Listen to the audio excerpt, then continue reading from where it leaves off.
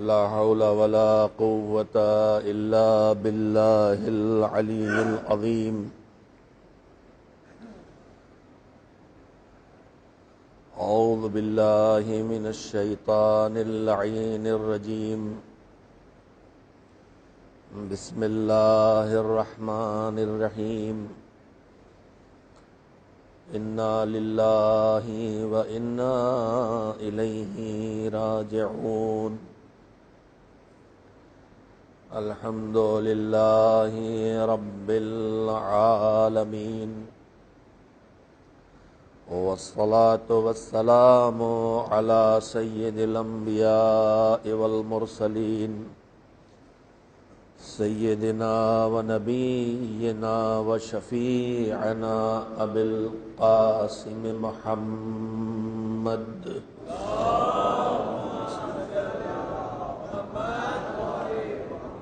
وآله الطيبين الطاهرين المعصومين المظلومين، لا سيما على أبي عبد الله الحسين قتيل العبرات المظلوم الشهيد، حينما نظر إلى يمينه وشماله بعد شهادة أنصاره وأبنائه وأخوانه، وقال: هل من ناصر ينصرنا؟ هل من مغيث يغيثنا؟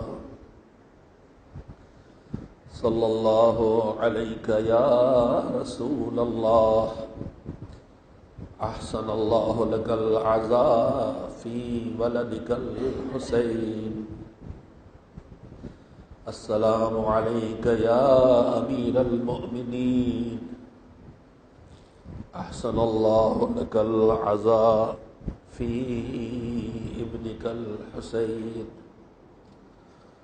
صلى الله عليك يا فاطمة الزهراء. أحسن الله لك العزاء في نور عينك الحسين. أحسن الله لك العزاء يا أبا محمد المجتبى في أخيك الحسين. کربلا کے میدان میں چاروں طرف سناٹا پھیلا ہوا ہے، خیمے جل چکے، خیموں کی راکھ سے چنگاریاں اٹھ اٹھ کے کبھی کبھی تھوڑی سی روشنی کر دیتی ہیں۔ کل انہی خیموں سے کبھی تسبیح و تحلیل کی آواز آتی تھی، تو کبھی پیاسے بچوں کی التش التش ہائے پیاس کی صدائیں بلند ہو رہی تھی۔ بچے اب بھی پیاسے ہیں،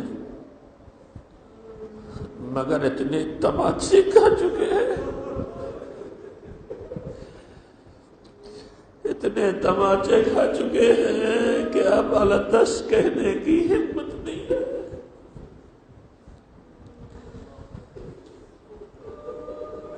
کل کی شب میں جب ہائے پیاس کی صلاح بلند ہوتی تھی تو کبھی چچا کے تسلی دیتا تھا، کبھی پھوپھی آ کے سہارا بنتی تھی، مگر اب ہائے پیاس کہنے پہ تماچے لگتے ہیں۔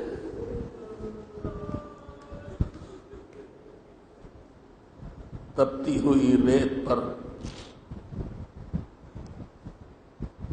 ایک چھوٹا سے قافلہ زینب نے جمع کیا ہے بڑی کوششوں کے بعد، اس لیے کہ جاتے جاتے بھیا یہ کہہ گئے تھے کہ بہنا میری ان امانتوں کا خیال رکھنا۔ عصر عاشور حسین جب خیموں سے نکل کے مقتل کی طرف جا رہے تھے، ان آخری لمحات میں حسین نے اپنی بہن سے کہا تھا، بہن میری امانتوں کا خیال رکھنا۔ زینب ان بچی ہوئی امانتوں کو سمیٹ چکی ہیں، مگر کربلا میں زہرا کا بھرا گھر تو لٹ چکا ہے، لاشیں چاروں طرف بکھری ہوئی پڑی ہیں، شام غریبہ آ چکی ہے۔ یہ عزادار اسی لیے جمع ہوئے ہیں کہ شام غریبہ کی مصیبت زدہ ماؤں کو پرسا دیں۔ پرسا دینے کے لیے آئے ہیں، سب سے پہلے اس نانا کو پرسا دیں، ان کے اس نواسے کا کہ جس کے رونے کی صدا سن کے رسول اللہ بے چین ہو جاتے تھے۔ پرسا دیں مولا کائنات کو ان کے لخت جگر حسین کا۔ یہ عزادار آئے ہیں، بی بی شہزادی سیدہ آپ کی بارگاہ میں پرسا دینے کے لیے، آپ کے اس لخت جگر کا جسے آپ نے چکیاں پیس پیس کے پالا تھا، اور جو آپ کی آنکھوں کے سامنے ذبح ہو گیا، کس کو کس کا قصہ پرسا دے۔ ام لیلا آپ کو آپ کے کڑیل جوان لخت جگر کا پرسا دینا چاہتے ہیں، مگر کن لفظوں میں پرسا دیں؟ میری شہزادی ام کلثوم، آپ کا بھیا فرات کے کنارے بازو کٹا کے سو گیا، کیسے پرسا دیں؟ بی بی رباب 6 مہینے کا بچہ گود سے چھن کے ذبح ہو گیا، بی بی اس مقتل میں ایک ننھی سی قبر آپ کے ننھے سے لال کی بن گئی۔ اجرکم اللہ، رسول اللہ کا بھرا گھر اجڑ چکا ہے۔ روایت کہتی ہے کہ حسین کچھ چند برس کے تھے، چلنے لگے تھے۔ اس وقت کی بات ہے کہ جناب ام سلمہ کے پاس رسول اللہ تشریف لائے اور کہا کہ میں تنہا رہنا چاہتا ہوں، حجرے میں کسی کو آنے نہ دینا۔ تھوڑی دیر کے بعد امام حسین آ گئے، نانا کے پاس جانے لگے۔ رسول اللہ نے کہا تھا، اس لیے جناب ام سلمہ نے ان کو بہلا کے روکنا چاہا، مگر حسین مچل گئے۔ حسین کی آواز رسول اللہ کے کانوں تک پہنچی۔ رسول اللہ نے کہا، ام سلمہ میرے بچے کو آنے دو۔ تھوڑی دیر گزری، رسول اللہ کے پاس جناب ام سلمہ حجرے میں آئی تو دیکھا شہزادہ تو نانا کے سینے پہ آرام کر رہا ہے، مگر رسول اللہ کی آنکھوں میں آنسو ہیں۔ کہے میرے رسول، آپ کا چہیتا لخت جگر آپ کے سینے پہ سو رہا ہے، مگر یہ آپ کی آنکھوں میں آنسو کیسے ہیں؟ تو رسول اللہ نے کہا کہ ام سلمہ، میں اپنے بچے کو اپنے سینے میں لٹا کے اسے پیار کر رہا تھا کہ جبریل نے آ کے کہا کہ اے رسول، آپ جس بچے کو اتنا پیار کر رہے ہیں، یہ کربلا کے میدان میں 3 دن کا پیاسا ذبح کیا جائے گا۔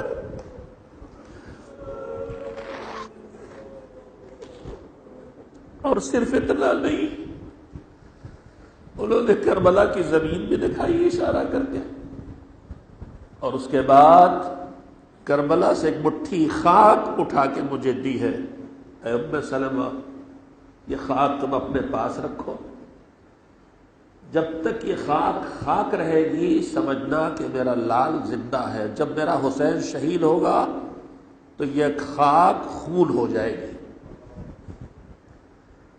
وقت گزرتا چلا گیا، حالات بدلتے رہے، حسین سے مطالبہ بیعت ہوا، حسین نے مدینہ چھوڑنے کا فیصلہ کیا، نانی سے رخصت ہونے کے لیے آئے۔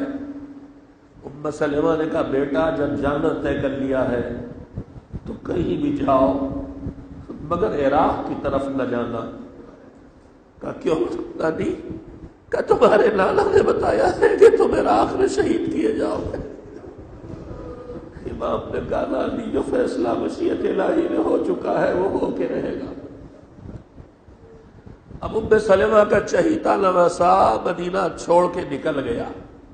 ام سلمہ اپنے نواسے کی خیریت لینا چاہتی ہیں تو ایک ہی راستہ ہے، رسول اللہ نے خاک دی تھی، کہا جب تک یہ خون سے نہ بدلے سمجھنا حسین زندہ ہے، اور جس دن یہ خاک خون سے بدل جائے سمجھ لینا میرا نواسا مارا گیا۔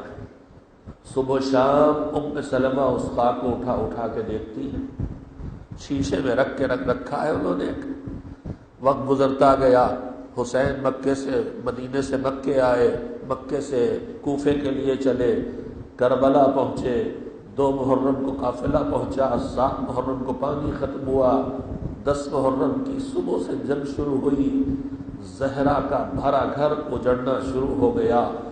جناب ام سلمہ نے عاشور کا دن ہے، انہیں خبر نہیں ہے کہ میرا بچہ میرا نواسا کربلا پہنچ چکا ہے اور جنگ چھڑ چکی ہے۔ صبح عاشور نماز پڑھ کے شیشہ دیکھا تو خاک دکھائی دی، شکر خدا کیا کہ میرا حسین زندہ ہے۔ نماز ظہرین پڑھ کے پھر خاک دیکھی، پھر خاک تھی، پھر اطمینان ہوا، شکر خدا کیا میرا حسین زندہ ہے۔ نماز عصر کے بعد تھوڑی دیر کے لیے جناب ام سلمہ کی آنکھ لگ گئی، اب جو سوئی تو کیا دیکھا کہ رسول اللہ بالوں کو بکھرائے ہوئے، چہرے پہ خاک ملے ہوئے آئے۔ کہا رسول اللہ آپ کی یہ کیا کیفیت ہے؟ کہا ام سلمہ ابھی میرے بچے کو پیاسا کربلا کے میدان میں ذبح کر دیا گیا۔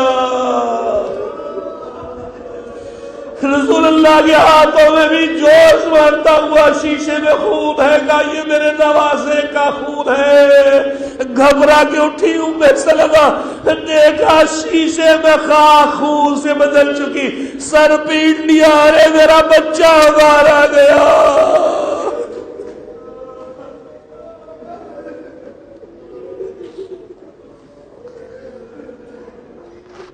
فاطمہ کا بھرا گھر کربلا میں اجڑ گیا۔ صبح سے آپ مصائب سن رہے ہیں، شام غریبہ آ چکی ہے۔ سب سے زیادہ بے چین کرنے والا وقت کون تھا؟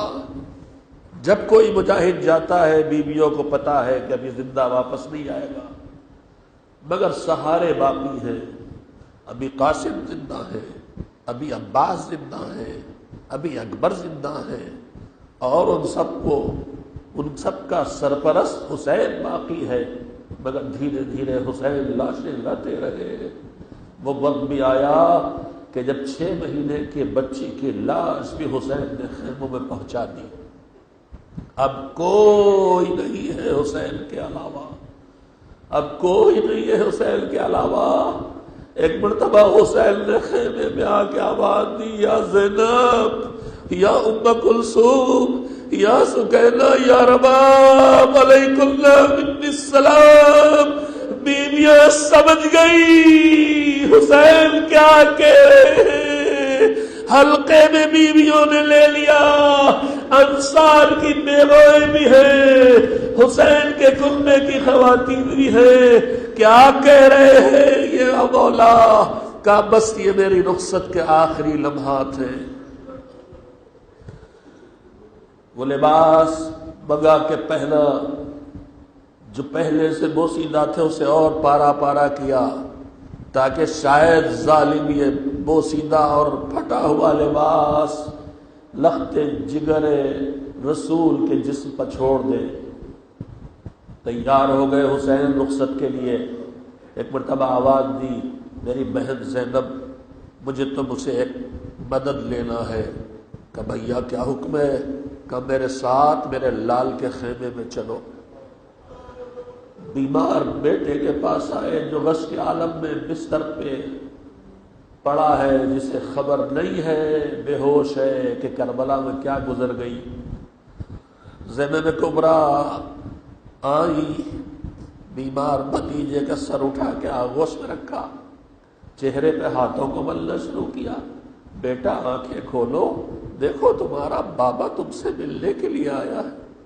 سید سجاد نے آنکھیں کھولی، حسین کے سراپا پہ نظر پڑی، خون میں ڈوبا ہوا بدن، زخموں سے چور بدن۔ بابا آپ کا کیا یہ عالم ہو گیا؟ یہ کیا ہوا بابا؟ کہا بیٹا صبح سے جنگ چل رہی ہے۔ کہا جنگ چل رہی ہے تو زہیر کیا ہوئے؟ شہید ہو گئے۔ حبیب کہاں ہے؟ مارے گئے۔ مسلم کیا ہوئے؟ شہید ہو گئے۔ بابا آپ کا یہ کیا عالم ہے؟ ارے میرا بھیا اکبر کہاں ہے؟ میرا چچا شیر جیسا چچا عباس کہا؟ بابا آپ کا یہ کیا عالم ہے؟ کہا بیٹا بس مردوں میں تم زندہ رہ گئے ہو یا میں باقی رہ گیا ہوں۔ کوہنیاں ٹیک کے بیمار نے اٹھنا چاہا، بدن میں اتنی طاقت نہیں کہ پھپھی اماں سہارا دے کے اٹھا کے بٹھاؤ، آسان دو۔ کیوں بیٹا؟ کہا میدان میں جا کے بابا کے لیے جہاد کروں گا۔ حسین نے صبر کی تلقین کی، بیٹا تجھے کوفہ و شام کے بازاروں میں جہاد کرنا ہے، صبر کر بیٹا۔ حسین خیموں سے نکلے، خیام حسینی کے آگے قلعتیں ہیں، قلعتوں میں دو رویا بیبیاں کھڑی ہیں، حسین گزر رہے ہیں۔ جس چہرے پہ نظر پڑتی ہے خیال آتا ہے ابھی تماچے لگیں گے، ابھی تازیاں مارے جائیں گے، ابھی سروں سے چادریں چھینی جائیں گی، ابھی گوشوارے چھینے گے، ابھی لیزے کی انیاں چبوئی جائے گی۔ رخصت ہوتے ہوئے حسین آگے بڑھ گئے۔ بہن بے چین ہے، کہا بہن اس بے چینی کے ساتھ رخصت نہ کرو، مجھے اطمینان کے ساتھ رخصت کرو، تمہارے لبوں پہ تبسم ہو۔ کہا بھیا یہ کیا کہہ رہے ہو؟ کہا ٹھیک ہے، تمہاری اس اضطراب کے چہرے کو جب سوکھے گلے پہ خنجر چلے گا دیکھ کے میری بے چینی بڑھ جائے گی۔ زینب نے صبر کا پتھر کلیجے پہ رکھا، کہا بھیا جاؤ، خدا حافظ۔ حسین ذوالجناح تک آئے، لجام فرس ہاتھ میں لی، ایک مرتبہ داہنے مڑ کے مایوسی کی نگاہ ڈالی، ایک بار بائیں طرف مایوسانہ نظر ڈالی۔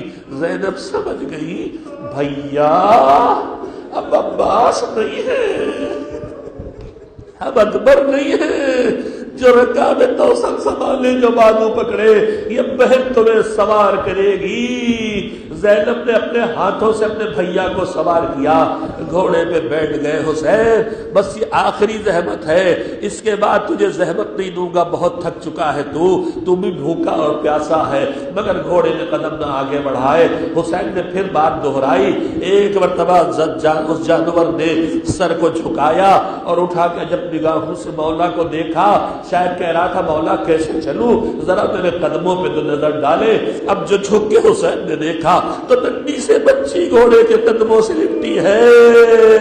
ارے میرے بابا کو نہ لے جا،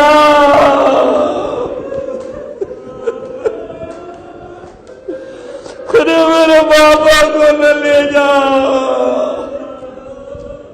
حسین نے بچی کو کلیجے سے لگایا، سمجھایا بیٹا دین کی بقا کے لیے ضروری ہے، بس میں محلہ نہیں بڑھوں گا۔ حسین کربلا کے میدان میں گئے، زہرا کے لال نے جنگ کی، علی کا لخت جگر میمنے پہ حملہ، میں پسرے پہ حملہ، قلب لشکر پہ حملہ، جدھر سے گزرے ادھر سر تلوں سے اڑ کے گر رہے ہیں۔ جنگ لڑتے لڑتے ایک مرتبہ رکابوں میں پیر ڈالے حسین نے، تن کے کھڑے ہوئے، رات کا رخ کیا. ارے میرے بھیا عباس، تم نے جوانی میں جنگ کے جوہر دکھائے تھے. دھیرے دھیرے زخم بڑھتے رہے، تیروں کی بارش ہوتی رہی، نیزوں کی انیاں چبوئی جاتی رہی. زہرا کا لال گھوڑے پہ جھونکنے لگا. ادھر خیموں میں بیویاں سمٹی ہوئی بیٹھی ہیں. اب کوئی نہیں ہے جو حسین کی خبر لائے، کوئی بھیا کی خبر لاتا. سکینہ کہہ رہی کوئی بابا کی خبر لاتا. زینب کہہ رہی ہے کوئی بھیا کی خبر لانے والا نہیں. رباب کہہ رہی ہے کوئی میرے آقا کی خبر لانے والا نہیں. خیمے کے گوشے میں ایک 10-11 سال کا کم سن بچہ سر جھکائے کھڑا ہے. حسین کے بھائی کی نشانی، پھوپھیوں کی بے چینی دیکھی، ماں کا اضطراب دیکھا. ایک مرتبہ آہستہ آہستہ عبداللہ ابن حسن نے قدم بڑھائے، خیمے کا پردہ اٹھایا اور پوری طاقت لگا کے دوڑنا شروع کر دیا. ظالم کہتا ہے میں نے یہ منظر دیکھا کہ ایک چاند جیسے چہرے والا بچہ پوری طاقت سے دوڑ رہا تھا. اس کے کانوں میں گوشوارے چمک رہے تھے، مجھے یاد ہے.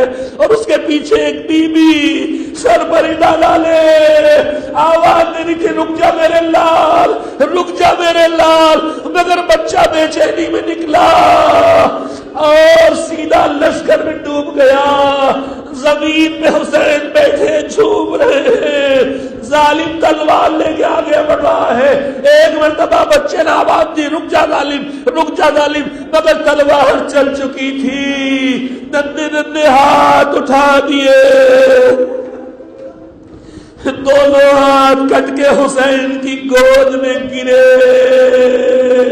ارے میرے لخت جگر تو کہاں سے آ گیا؟ سینے سے لگایا. ظالم نے دور سے نشانہ لے کے تیر مارا. عبداللہ ابن حسن کے دل میں اتر گیا. آخری قربانی حسین نے دے دی. تھوڑی دیر کے بعد سوکھے گلے پہ خنجر چل گیا. ذوالجلال نے خون حسین سے پیشانی کو تر کیا. دوڑتا ہوا خیموں تک پہنچا. بابا کی سواری کی آواز سن لی. سکینہ نے دوڑی ہوئی آئی. میرا بابا آ گیا، میرا بابا آ گیا. مگر دیکھا ہے تو لجام کٹی ہوئی، خون ٹپک رہا ہے. بیویاں گھوڑوں کے گھوڑے کے قدموں سے لپٹ گئی. ارے میرے بابا کو کہاں چھوڑا، ارے میرے بھیا کو کہاں چھوڑا.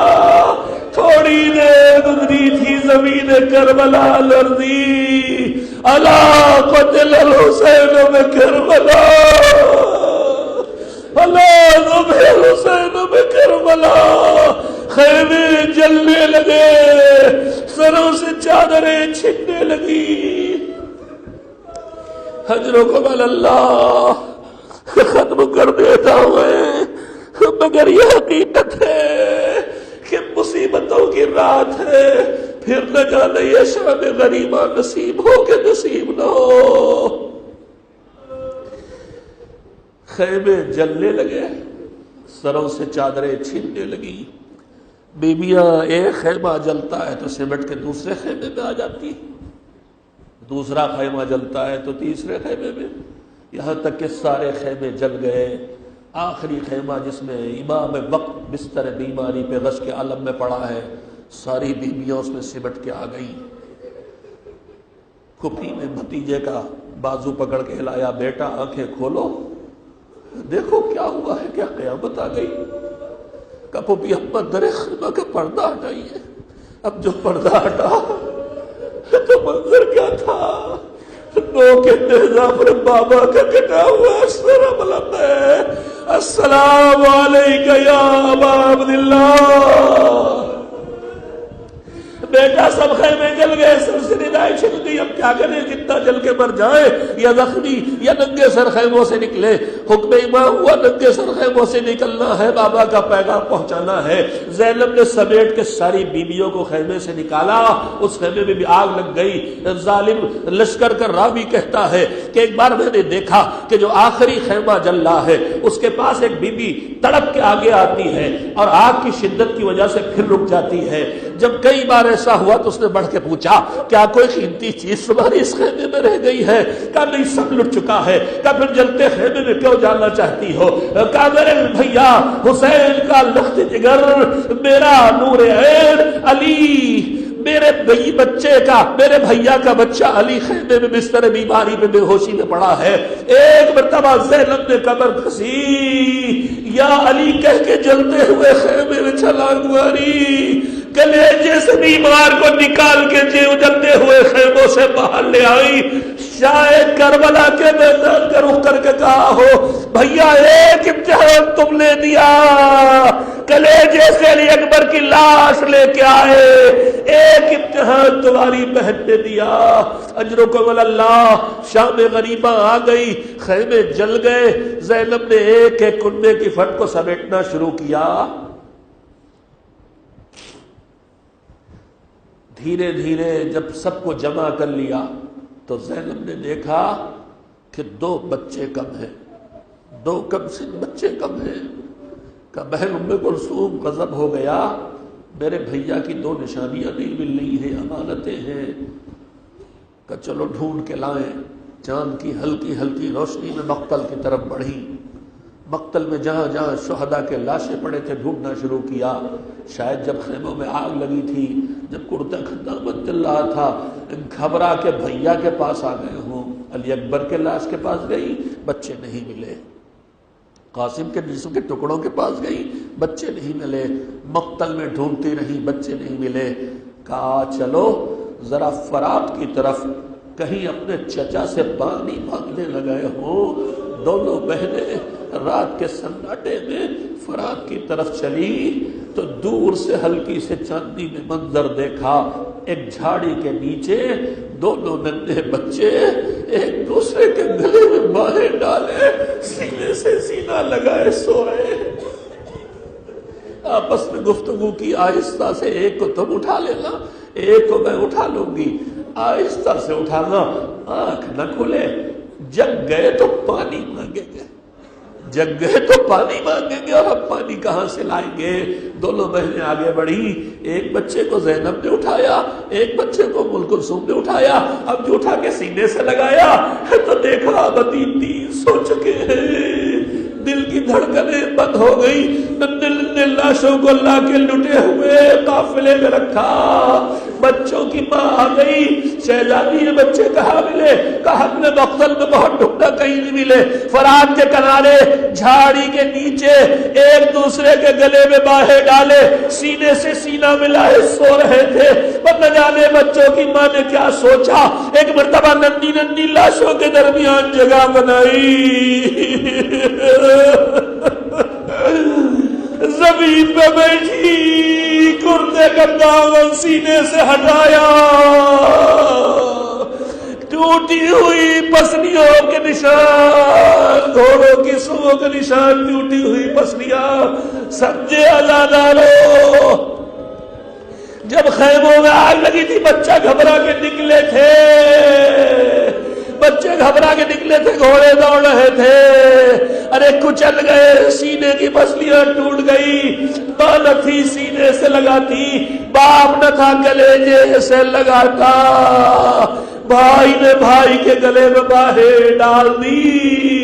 فرات کی ٹھنڈی ٹھنڈی ہوا میں مدینی سو گئے۔ اجرکم اللہ۔ بس بزرگوں سے جو سنتے چلے آ رہے ہیں سن لے، چناسو اور بہ جائے۔ زینب نے کنبے کو سمیٹا، رات کا سناٹا پھیلا ہوا ہے، نہ عباس ہے، نہ اکبر ہے، نہ حبیب ہے، نہ مسلم ہے، نہ زہیر ہے۔ اب اس لٹے ہوئے قافلے کی حفاظت کون کرے؟ علی کی بیٹی نے ٹوٹی ہوئی تلوار لی اور اس لٹے ہوئے قافلے کے گرد پہرا دینا شروع کر دیا۔ رات کے سناٹے میں ایک مرتبہ ٹاپوں کی آواز آئی، دل دھڑکنے لگا، آواز قریب آئی، دیکھا ایک سوار آ رہا ہے۔ جب سوار اور نزدیک آیا، ایک مرتبہ آواز دی، بچے تھک کے سو گئے ہیں، پیاسے اور بھوکے ہیں، ہمارے پاس اب کچھ نہیں ہے، سب لوٹا جا چکا ہے، اس وقت نہ لوٹ، بچے جاگ جائیں گے تو پانی مانگیں گے۔ سوار کے قدم بڑھتے رہے کہ میں بار بار کہہ رہی ہوں ہمارے پاس کچھ نہیں ہے، سب لٹ چکا ہے، سروں پہ چادریں تک نہیں ہے، اب نہ لوٹنے کے لیے آ، بچے جاگ جائیں گے۔ سوار پھر آگے بڑھا، ایک مرتبہ زینب نے بپھر کے لجام فرس پہ ہاتھ ڈالا، ہمارا شیر جیسا بھیا عباس نہیں، ہمارا لال اکبر نہیں، ہمارا بیٹا ایک بچہ ہے تو بیمار ہے، ہمیں مجبور سمجھ رہا ہے، میں علی کی بیٹی ہوں، میں علی کی بیٹی ہوں۔ میں ایک مرتبہ نقاب ہٹایا سوار نے، ارے بیٹا زینب تم نے نہ پہچانا، میں تمہارا بابا علی ہی تو ہوں۔ بابا اب آئے ہو جب اماں کا بھرا گھر لٹ گیا، بابا اب آئے ہو جب بھیا کے سوکھے گلے پہ خنجر چل گیا، بابا اب آئے ہو جب تمہاری بیٹی کے سر سے چادر چھن گئی۔ شاید علی نے کہا ہو بیٹا بابا آیا، ارے بابا نے سب دیکھا، میرے لال کے سوکھے گلے پہ خنجر چلا، میں نے صبر کیا، میرے عباس کے بازو کٹے، میں نے صبر کیا، میرے اکبر کے گلیجے میں برچھی لگی، صبر کیا، میری بیٹیوں کے سر چادر چھینی، میں صبر کیا، میرے بچوں کے تماچے لگے، میں نے صبر کیا، مگر میری بیٹی زینب اب تیری تنہائی دیکھی نہیں جاتی، تو آرام کر، تیرا بابا پہرا دے گا۔ زینب لپٹ گئی قدموں سے، اب آئے ہو بابا، اب آئے ہو بابا، ماتم شہدائے کربلا۔